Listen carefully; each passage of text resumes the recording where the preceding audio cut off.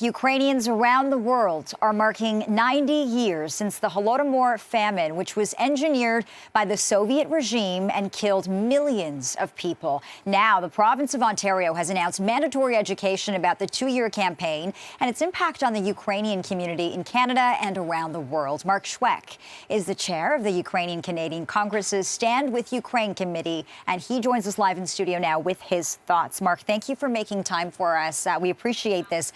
We have a massive Ukrainian population in this province. How important is it to make sure that students in this province learn about what so many have dubbed the Great Ukrainian Famine?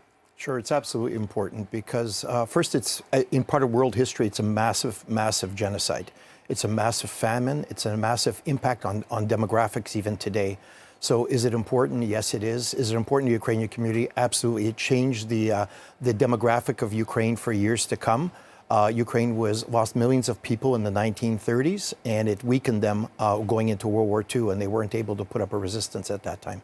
What lessons do you want all of us, not just students, to learn from this dark chapter in our collective history? Well, let's start with totalitarian regimes. The communists were left to be able to lie about the famine, to lie about their progress, to lie about the manipulation of people going to prison, to Siberian labor camps for years and years and years. They just outright lied. So we have to stop authoritarian regimes early in their tracks.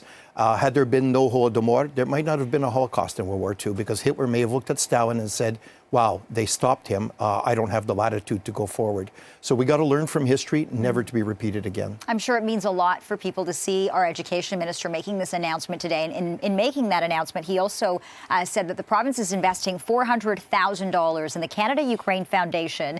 Tell us where that money will go and tell us about these projects. Yeah, so very specifically, it's a mobile classroom that goes from high school to high school across the country. They've been to Vancouver Island, they've been to Newfoundland, and they go, I believe they've been to, I saw something like 70,000 students have toured it over the years.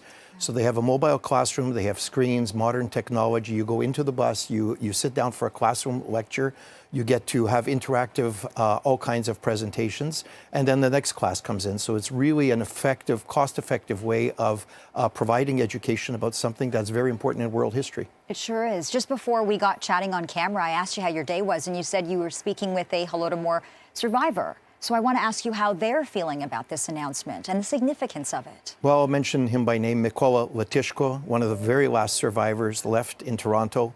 96 years old. He was just a young boy when they had to hide him from people and get food for their family.